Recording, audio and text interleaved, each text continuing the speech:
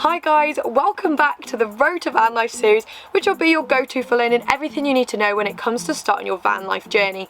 I love sharing tips with you guys and helping you achieve your dream life, so what I'm going to be doing is delving deep into one topic at a time, where we will chat about topics like setting yourself up as a digital nomad, finding a place to park up, designing your dream layout, and the horrid parts of van life too, like choosing a toilet suitable for you and where to put your waste. We'll also get to meet so many cool van lifers along the way, and I can't wait. In today's episode, we were talking about how to find work to fund your van life. There are plenty of options out there to earn a living whilst on the road that will suit your skills. So what I'm going to do is share what I did to fund full-time van life 2 times around, and we'll also be joined by some truly inspiring van lifers. Hopefully with these resources and tips from a few of us full-timers, you'll see there are plenty of options out there for you too. So let's kickstart my story, and we're going all the way back to 2017, where I decided I want to live in a van, but my major concern was how was I going to fund life on the road. So I had 2 options in mind, one being stay in my office job and live on the streets of London, which is where I was located, or to find a remote role that I could transition into so I could travel full time. I didn't feel like I had the right skill set to be a digital nomad, but then I came across the website People Per Hour. See the link in the description below. It's a platform where you can find plenty of freelance roles across a multitude of industries, including tech, design, writing, business, music, marketing, and so much more. So funding my van and setting myself up as a digital nomad kind of came hand in hand. I wanted more money quickly and thought it would be a great way to see if I could find something that could potentially grow into a role that could fund my nomadic life. I managed to find myself a couple of small roles on this platform, from CV writing, being a personal assistant, and copy typing too. May 2018 rolled around, which was the day I said goodbye to renting and moved into my very first van. I obviously got the itch to travel rather than stay in London. I had worked so hard at building a freelance portfolio, but I knew it was coming to the time that I either had to pack it all in so I could get some of my freedom back, or take the plunge. So I decided to drop them all a cheeky email to see if they had any extra hours that I could pick up that would be enough to fund my van life, and to my luck, they did. Next thing I know, I handed in my notice, cried a bit, waited out the 3 months notice period living on the London streets, and then off I went. I guess from this part of my story you can see it wasn't the easiest of journeys. I was working over 60-hour weeks, building my van in Telford, so I was travelling 3 hours each way every weekend, as that's where the build was located, and juggling lots of jobs, and the commute as well on top is just very time consuming. It was very tiring and very challenging, to say the least. But hopefully my experience proves to you that it is all achievable if you put your mind to it. Anyway guys, that's enough about my story for now. I'm going to hand the camera over to Beth and Jake from She Is The Lost Girl and Jake ADV on Instagram, and both of them on YouTube are Our Wild Horizons, where they'll be sharing how they fund their nomadic life. Hi, I'm Beth. And my name is Jake, and this is our self-built Vauxhall Movano. So I've been travelling full-time since 2014, Jake since 2016, and then we came together and met in New Zealand in 2017. We had some crazy jobs in Australia and New Zealand, didn't we? We did indeed, yes. But then we wanted to travel to non-English speaking countries, which is when we realised we needed to start working online. Yes, because our funds were rapidly draining and we knew we didn't want to stop travelling, so that was the next goal: find something we could do online to earn an income and keep us on the road for as long as possible. So we teach English online to Chinese students. It's kind of like a webcam based thing where you're talking one-on-one with them and just teaching them how to improve their English speaking skills. It's been quite good. We've been doing it for just over 2 years 2 years now. Yeah. And it's been fantastic because we did it all over Southeast Asia. So we were able to explore the countries during the day, and in the evenings we would just go on our webcams and do our conversations and teachings with them. Yeah, and it's not exactly our dream job at all, but it's really been a stable income for us, which is rare when you kind of work for yourself. So when we first started teaching online, we definitely didn't have the skills for it. It took us a few weeks to get qualified, and we got our certificates from a website called Voucher. Jake had a degree anyway, and I don't have a degree, so I really didn't think this was an option for me. And one of the other things that we really want to do, our major dream, which has been our dream for a long time, we've been working on it for a long time, is doing full-time content creation and photography and making videos. Jake is really good at making videos, so we've been able to have time to build up our portfolios, do loads of collaborations, and build our build our online portfolio, haven't we? Yeah, so we're balancing it out, making it both part-time, and then slowly, hopefully, the other one will get more and more, and we'll be able to drop the teaching and just focus on being photographers. Yeah, which is this month actually, that has kind of been happening. We've dropped a few days off teaching and we've got some actual real life photography and video work. Yeah. As a digital nomad, it's quite good to have multiple streams of what's the word? Income, that's the one. So yeah, we are doing the teaching of photography and video work, but also we have our social media. So since we've been doing teaching, I've had the time and also the freedom to go places and make content. So I've managed to grow my Instagram to over 65,000. This year in October, actually, I made a TikTok account, which I just thought I'd give up instantly, but we've got 100k on there, which we do get a few little paid collaborations, which is nice, and our YouTube. And our YouTube, yeah, we get some money from our YouTube, only a small amount from the ad revenue, but we love making the videos anyway, and we hope to see it continue to grow, and hopefully that will be a more viable means of income in the future as well. You've also started doing crocheting. Yes, I started my Etsy shop mainly because when we were isolating, when we came back from France and Spain, I just started making crochet things and I just carried it on, made an Etsy shop. I'm very slow at it, but occasionally I add things to it and it's quite fun. I hope this has helped you, and I hope that seeing us have relatively normal jobs whilst living in a van that we were quite unskilled for at the beginning is inspiring for you. Yeah, I think it's good to get an insight to the different kinds of jobs you can do on the road. If you would like to learn more about the teaching aspect, Beth's got a blog post all about it where you can learn more about that.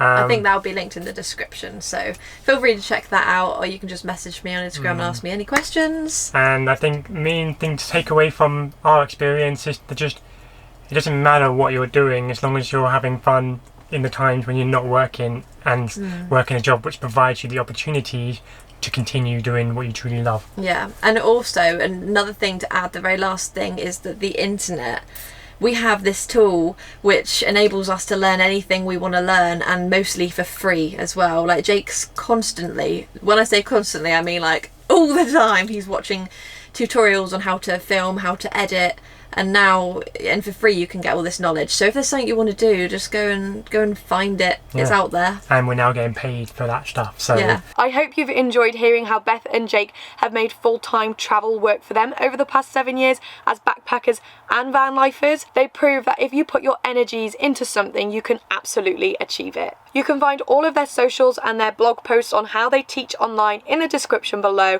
and I will be doing that for all of the guest speakers today, so make sure you go check them all out and give them your support. So the next guest speakers that we have today are Jenny and Harley from Transit Travel Life and the Camper Van Builder, and they do things a little bit differently, so I'm excited for you guys to meet them. We are here today to answer the question how to fund full-time van life, but I do think people forget to consider what they want out of full-time van life. So I'm going to hand the camera over to Jenny and Harley, and they will share another option for you that might work out. I'm Harley. And I'm Jenny, and we've been living in our Iveco Daily extra long wheelbase van since January 2020. We both have fixed jobs. I'm a cafe manager and I go to work in my car each day. And I'm a security engineer and I've got my own work van. Our van life's different because we live on a campsite. The plan was always to keep our jobs, which are in fixed places, but still live in a van. We were paying over £1,000 a month in rent and bills for a flat.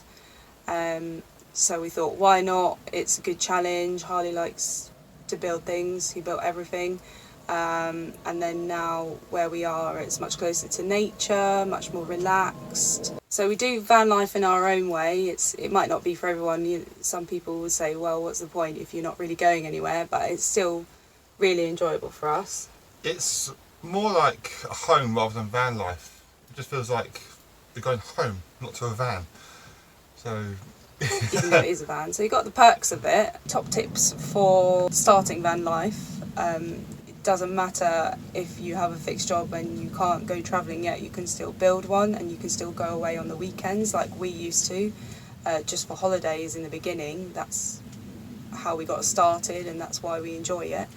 And then you can just figure out things as you go, because we didn't know where we were going to be living. No.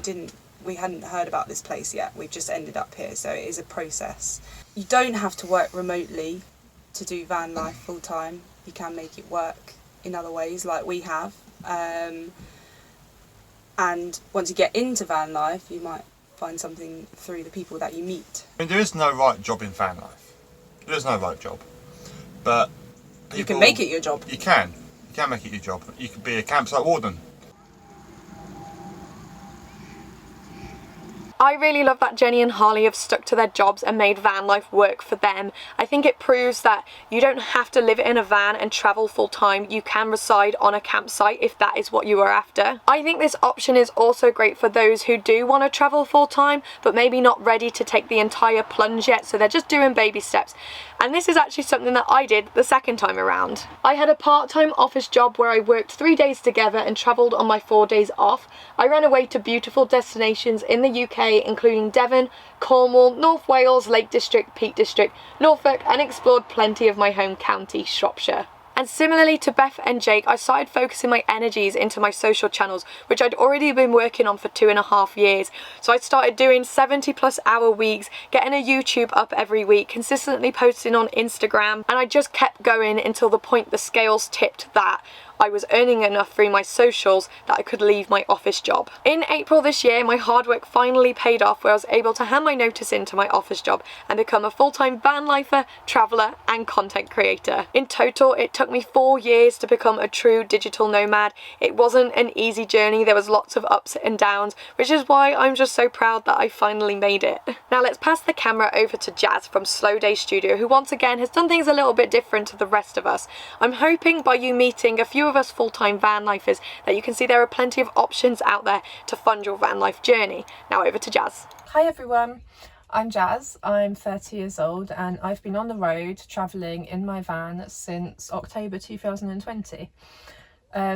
Solo, but not entirely solo, because in December I adopted Darla.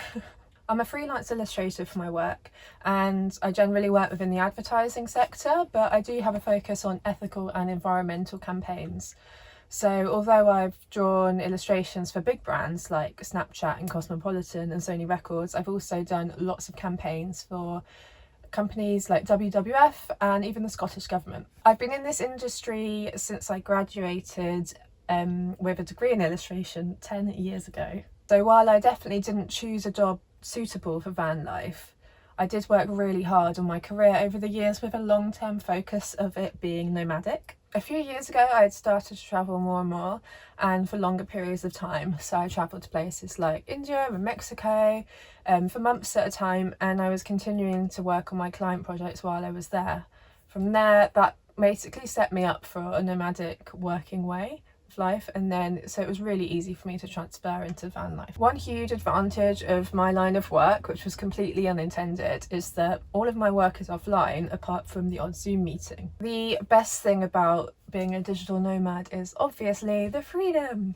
I find that travel really inspires my drawing and it develops me as an artist. It's also significantly reduced my monthly outgoings, and so it means I can be really picky about what projects I work on and also how much I work. It's also given me the time and the financial stability to be able to start an NOMAD. I also have an online print store that ships worldwide with free shipping, so if you want some really positive and zingy artwork for your walls, then check it out. My top tip for becoming a digital nomad is to look at the skills you already have and work out if there is a way in the long term that you can make that role remote and work for you. Ultimately, remember to be patient and just keep working on the next step and focusing on that long-term goal of eventually working on the road. Isn't it amazing seeing so many people achieve their full-time van life in their own unique way, from learning new skills to working a location-based job or preparing long-term? But before we end today's vlog, I wanted to share a few other options that may be more suitable for you. So you could get seasonal work like at ski resorts, fruit picking whilst travelling. There's also a website called Workaway that has some paid opportunities. I've actually had a horse grooming job through there in the past, so it's worth keeping an eye out. But if you guys have any other suggestions, I'd love to know in my pinned comment below so other people can find it. Anyway, I hope today's vlog has helped you discover some options for funding your van life and that you have found these guys as inspiring as I do. So a big shout out to everyone who has joined me today. It is a shame we couldn't do it in person. Make sure to head to the description below to find everyone's socials, websites, blog posts, shops, etc. Give them some support by giving them a follow or subscribing to their channel, and make sure to give me a thumbs up, subscribe and turn on those notifications. If you've got any questions about being a digital nomad, let me know in the comments below, and if there's any particular topic you'd like me to cover next time, let me know in the comments below, and I'll catch you next week. Ciao!